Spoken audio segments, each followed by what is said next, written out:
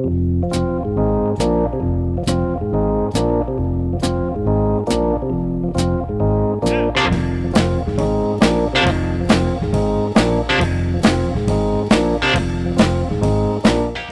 to the Two Blokes Chatting radio show on 94.7 The Pulse. Music, interviews, news, and, well, Two Blokes Chatting. Now, here are the two blokes. It's a chap called Tommy Fleming. He is a man who lives in a place called Ballina in Clare in Ireland, in west of Ireland. And it's a place you've got to say as Ireland, don't you? You can't actually say Ireland. Ireland. Yeah. I tell you who knows a bit about Ballina in Clare in West Ireland. It's a bloke called Tommy Fleming, and he's on the phone. Good morning, Tommy. You've got Neil, you've got Rob. Good morning, men, gentlemen. It's great to talk to you. I love the name of the programme. I really, really love the name of the programme. Two Blokes Chatting. I just think it's brilliant. Thank you. It was, when Rob and I sat down, it was originally a podcast called Two Blokes Chatting, and we thought, well, there's two blokes and we're chatting. What do we call it? And then when it became a radio show, we thought, well, okay, the Two Blokes Chatting radio show. It seems like a sensible enough name. Do you know what? It's just, why fix it when it's not broken? Yeah. There's a lot of people who suggested this program's broken, my friend. Don't you worry about that. Now, you join a long list of highly credentialed guests on the aforementioned Two Blokes Chatting radio show, Tommy. You're in exalted company. Neil spoke to Russell Morris, who was an Australian icon in the music industry. He'd be like Bono to Ireland, I reckon, Russell Morris to us. He was on last week, so you've got big shoes to fill, but we're excited, and after listening to that previous track, you've got some talent, young fella.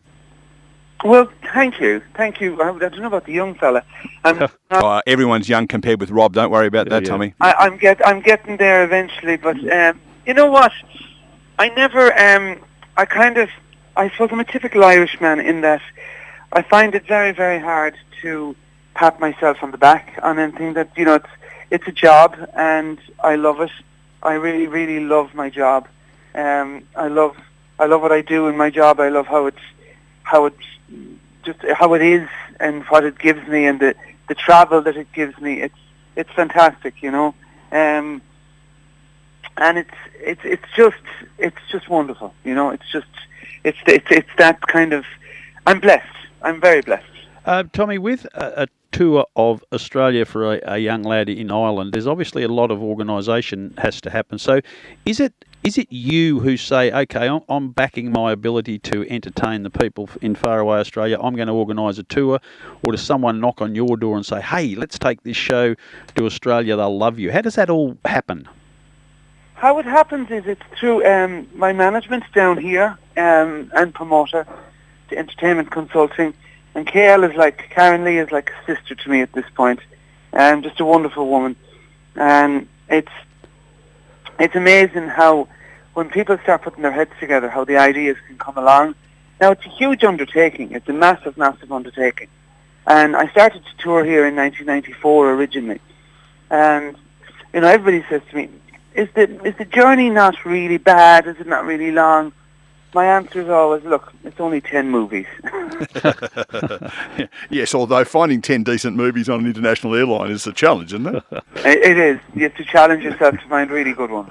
Watch the same one over and over, I would have thought. Yeah, probably. Or else try and find a box series. So, take us back to where it all started, back in, is it pronounced Ballina? Ballina. It's the same as Ballina up the coast. Yeah, I was going to say Ballina because we've got one of those as well. So back to Ballina in Ireland. You're a young fella growing up. Where did the singing come from? Family? Is it something you always wanted to do? It was always there. It was kind of something that's natural. It's something that's dare I say it, God-given. And it was a love of something that I did initially. And when it started, I never intended it to be kind of a job or a career. I always intended it to kind of just have something as a means to an end. But the means to an end started to get bigger and bigger, and it became a career out of nowhere, really, to be honest with you. Yeah, just to give people some context here, 3 million albums worldwide, 20 million YouTube hits. He's had the lead role in Paddy the Musical across the UK and Ireland, 15 album releases, 6 DVDs and a TV special. Oh, and just to top it off, sold out Carnegie Hall in New York. So it's a little bit bigger than something to fill in time. It is, but you know, it's still a job, you know. My late dad used to always say to me, you know, you get up in the morning, you put your trousers on one leg at a time, and that's it. And everybody does the same thing. We just get up. Lots of us just go to different jobs, you know, and lots of us do different things. And lots of us either love our jobs or lots of us hate our jobs. I happen to love mine. I'm in my job 33 years, and I have yet to find. Yes, of course, there's been bends in the road, and there's been hills to climb. But I've yet to, you know, I have yet to find a day that says to me, this is not worth it. Yeah, it's a very good thing. And I'm noticing the bio here, some of the people that Tommy Fleming has mixed with. What sort of a backing singer was Miriam Margolyes? Miriam Margolyes is so funny. I can barely tell the story because the language that was used throughout it. Yeah, we've seen a bit of her at her best. She's quite a confronting character. We've seen her. Well, I've seen her a couple of times on the Graham Norton show. So deeply Irish embedded, young Graham. But she's a great storyteller, and she gets herself in a little pickle at times. How did you come across her? I was working with Elaine Page on an Australian tour, and Elaine and Miriam are quite good friends. Very good friends, actually. And it was just so funny because she was in the dressing room as I was walking by.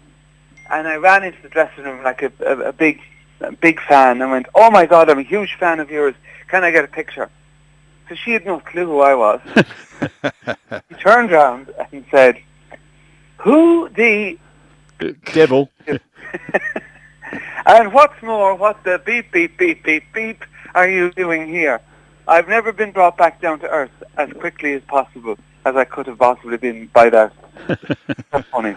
And you've kissed and made up and become good friends. Ah, yeah, she's an amazing, amazing woman. Yeah, and the other one sort of shows a bit of your love of sport, but to have Sir Alex Ferguson in your camp, that's pretty impressive, Tommy. It is. I think the comment that he came out with, which was quite wonderful actually, was... It was. Do you know what? It was. What he said was, I hope if you could play football like you sing, I'd sign you in the morning. And it just really, that kind of made it for me, you know. Yeah, I would have thought so. Really made it for me. The other, because folks, we get sent a biography. We're not geniuses at this. We understand. We've actually got some notes in front of us. I'm trying to get my head. I can see you being the support act for Elaine Page. I get that. Kenny Rogers, I would have thought the folks would have turned up with their cowboy boots and hats on, not expecting to see someone like you as the support act. I suppose when it happened was Kenny was doing a tour in the UK, and it ended up being it was a situation where he couldn't do the full 2-hour show, so it basically I suppose. He just asked me would I do the tour with him, and I just said, yeah, why not? So we were two very opposites to what we would want to do to the music we were doing, and it was a great one. It was a brilliant one to work with, and it's great to look back on it, and it's great to see and being able to know that you've worked with somebody like that. He just gives you the impression, and I could be completely wrong because I've had this sort of impression turned down in other situations. He gives you the impression to be a really good fella to spend time with. Yeah. Yeah, we'll leave it at that. So the kind of music that you sing is well, you've just had some evidence of it there before we spoke to you.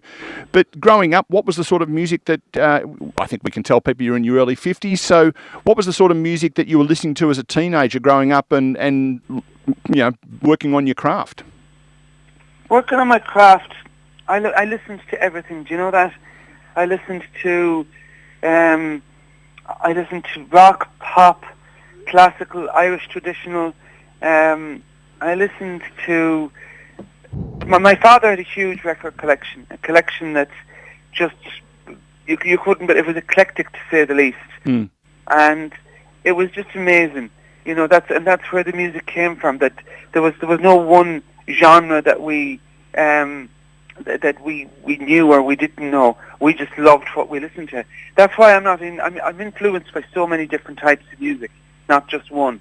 And especially big singers like the Sinatras, like the Streisands, all of those great singers of their time. My dad used to listen to on the record player on a Sunday, and that was a huge influence without realising it. And that was an education to me without realising it. Tommy, a lot of the really busy artists that we talk to don't do much else. They're either playing music, they are hanging out with their musical mates, or they're in the corner writing songs. Do you have something that you do that takes you totally away from music to allow you to relax?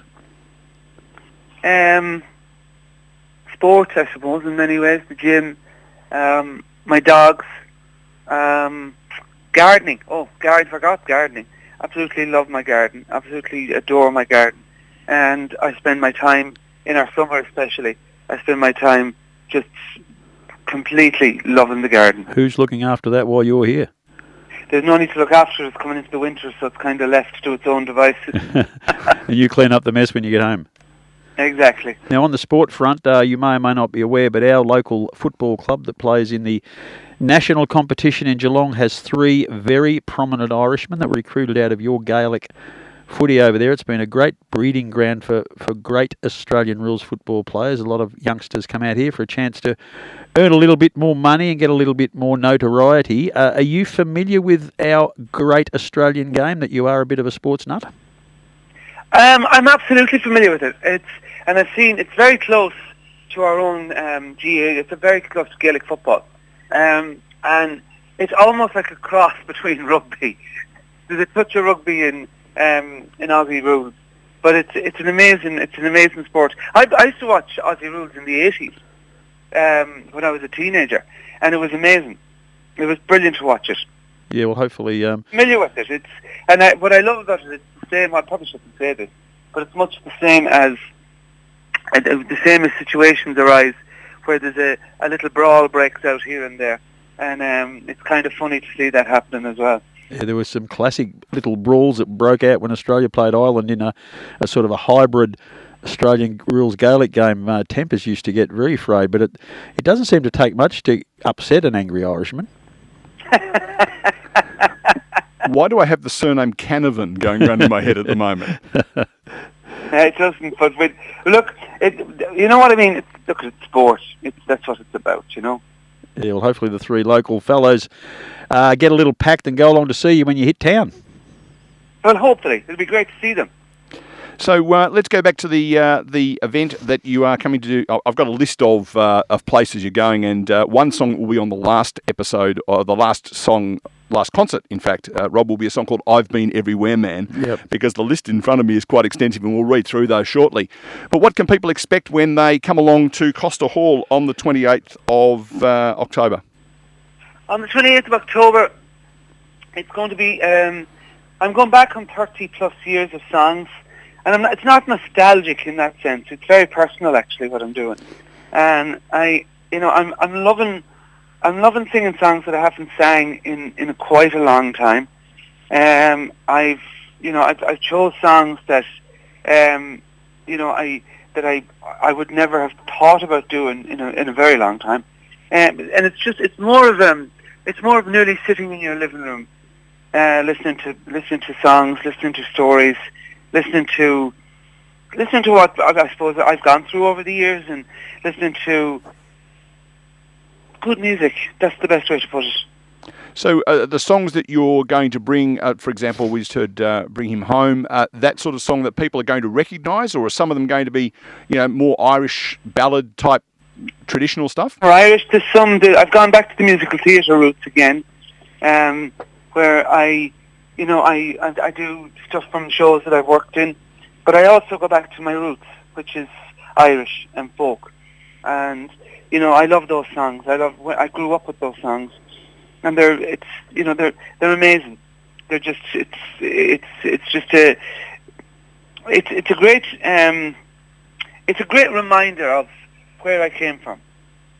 And there's an instrument listed in your described as a low whistle / strings. Talk to us about the sound of that. It's just a low whistle, where we use it's a low Irish whistle, and then the guy that's playing it plays the fiddle as well. So there's kind of simultaneously. That's impressive. No, not between the two, which makes it really, really good, and it gives it a great sound. That is magnificent. You've got a lovely venue. Costa Hall has attracted a lot of high quality artists. It's a wonderful place to have good music disseminated. It's got lovely acoustics in there. You'll pack them in, I'm sure, and make Geelong a better place for your visit, Tommy. So I reckon people are going to get a bit excited. Visit Geelong. It's a lovely place. It's a gorgeous place. It's always been a gorgeous place, and I'm looking forward to coming back. Well, before we tell people where you're going to play, I'm going to put you on the spot right now. You ready? Yeah. Who are the 3 finest Irish musicians ever to come from your country? Okay, if we say musicians, we can add singers in there. Singers, musos, people what make music. Okay, Mary Black. Mm-hmm. Sinead O'Connor. Mm-hmm. And the Chieftains. The Chieftains. There you go, Rob. Yeah. Rob's now going to whistle one of the Chieftains' tunes for us. Now, I know of the Chieftains. I'll tell you what I do, and I'm disappointed they didn't make the top 3, and I hope they're the right place. I'm pretty sure they are. Mumford & Son. Mumford & Sons are more English. Are they? Mm. They talk like you. Well, one of them does. I think they're English.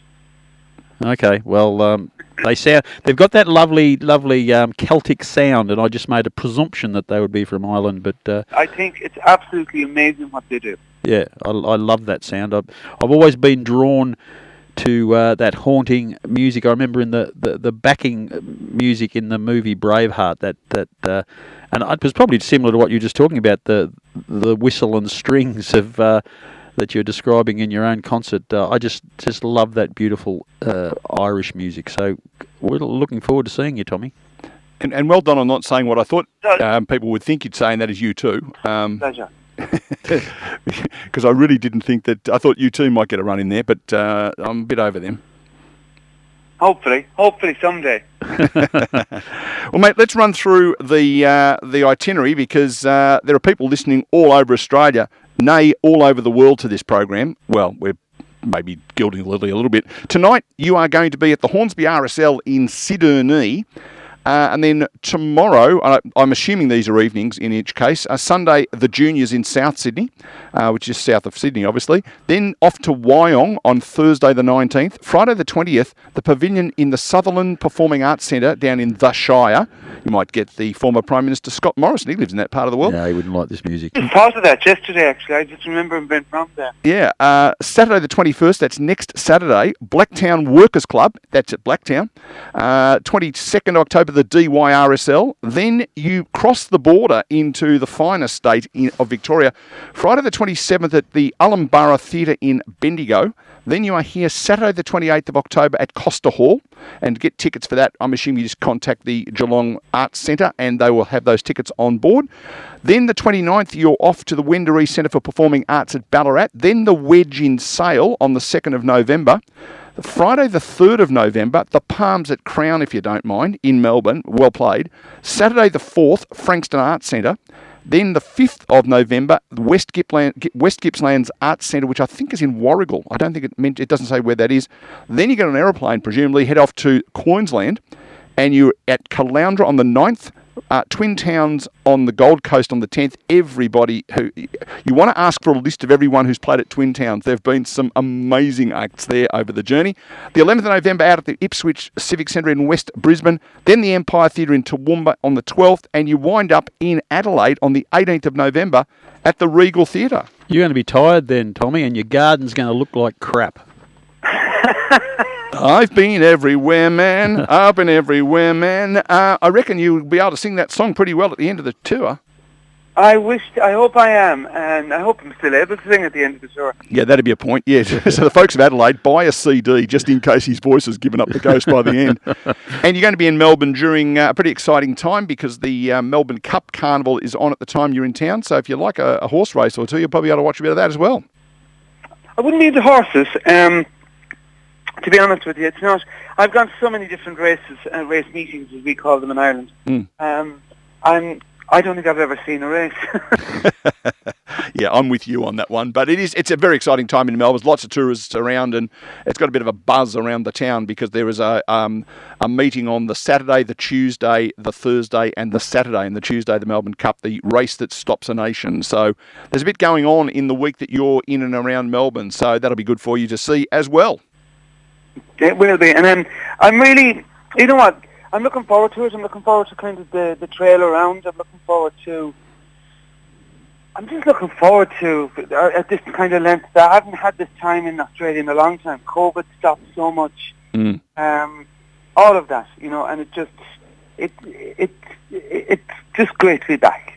Well, we are very pleased to have you in the country. We are very pleased to have you on the Two Blokes Chatting radio show down here in Geelong. Folks, he is going to be in town on the 28th. That is 2 Saturdays from today, 2 weeks from today. You can get your tickets at Geelong Arts Centre because I'm assuming also on something like Try Bookings as well. But go to the website and you'll be able to buy tickets. Tommy Fleming, thank you so much for being part of the program, and we look forward to seeing you in town in a couple of weeks.